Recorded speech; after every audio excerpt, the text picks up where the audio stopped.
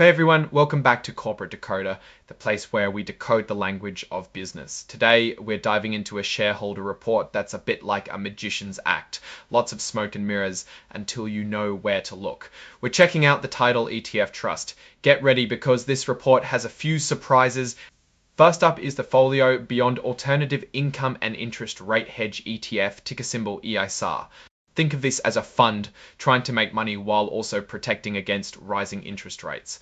It's like walking a tightrope, trying to grab cash without falling. This is a semi-annual report, meaning it covers about 6 months from August of 2024 to the end of January 2025. If you want more details, you can visit their website, which is listed in the document, or contact them directly. What's interesting here is the cost of investing. If you put $10,000 into this ETF, it would cost you $56 in fees for 6 months. That's about 1.06% of your investment each year. That may seem small, but those fees can add up over time, eating into your returns. Now, let's look at the fund's size. As of January 31, 2025, it's about $123 asset. $7 tells you how often the fund is buying and selling its investments. An 8% turnover means the fund isn't changing its holdings. Very often the fund is buying and selling its investments. An 8% turnover means the fund isn't changing its holdings very often, a relatively low turnover.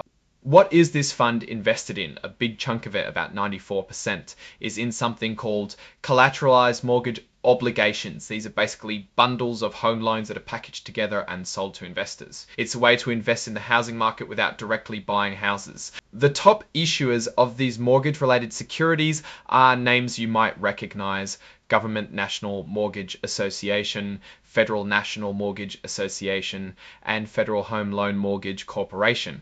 These are government-backed or government-related entities, which generally makes them safer than investments in companies.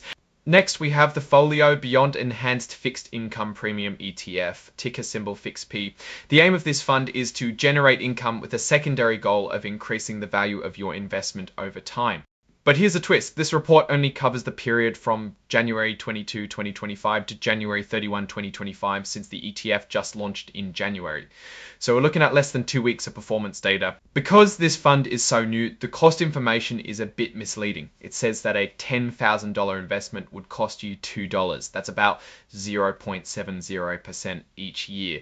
But the report also warns that the expenses for a full reporting period would be higher. As of January 31, 2025, the fund size is much smaller than the other one, just $12 million. The portfolio turnover is 2%. This is even lower than the other fund, meaning it is not changing its holding very often. This fund invests in other ETFs or exchange-traded funds. Almost 98% is in those. It also uses options, which are contracts that give you the right to buy or sell something at a certain price in the future.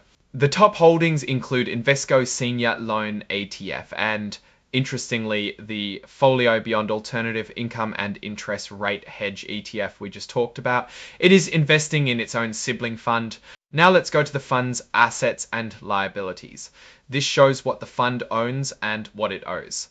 The Folio Beyond Alternative Income and Interest Rate Hedge ETF has total assets of about $123.80 million, but liabilities are very small at only $90,000.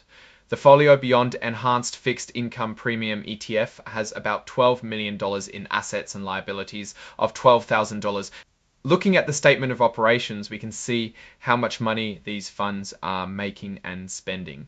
The Folio Beyond Alternative Income and Interest Rate Hedge ETF made about $1.7 million in net investment income, while the Folio Beyond Enhanced Fixed Income Premium ETF, being so new, only made about $15,000. The Folio Beyond Alternative Income and Interest Rate Hedge ETF made distributions to their shareholders. These are payments from the fund's earnings. The fund has distributions of about $1.8 million.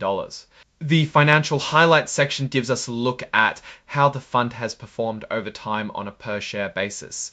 Looking at the Folio Beyond Alternative Income and Interest Rate Hedge ETF, the total return was 9.45% over the last 6 months. For the period ended January, the Folio Beyond Enhanced Fixed Income Premium ETF total return was very small at just 0.35%. Okay, it's time to talk risks. Every investment comes with risks, and these ETFs are no exception. One risk is related to the affiliated ETF. Since Folio Beyond manages both funds, there's a potential conflict of interest in how they allocate investments. The fixed income risks are big for these funds. This is the risk that interest rates will go up and the value of the fund's investments will go down. The Board of Trustees needs to approve the agreements with the investment advisor and sub-advisor. When they approve these agreements, they have to consider various factors such as the quality of the services provided, the investment performance, and the cost of the services. Now, zooming out to look at the bigger picture, these ETFs are trying to do different things in the fixed income world. The Folio Beyond Alternative Income and Interest Rate Hedge ETF is established and invests in mortgage-backed securities, while the other one, the Folio Beyond Enhanced Fixed Income Premium ETF, is brand new and invests in other ETFs and options. The Folio Beyond Alternative Income and Interest Rate Hedge ETF seems like a reasonable choice for investors seeking income and protection against rising rates. The expense ratio is a bit high. The new Folio Beyond Enhanced Fixed Income Premium ETF has a lot of question marks because it's so new. The option strategy adds another layer of complexity and risk.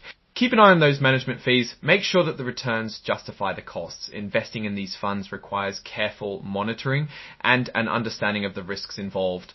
Thanks for watching Corporate Decoder. If you found this breakdown helpful, hit that like button, leave a comment, and subscribe for more insights into the world of finance.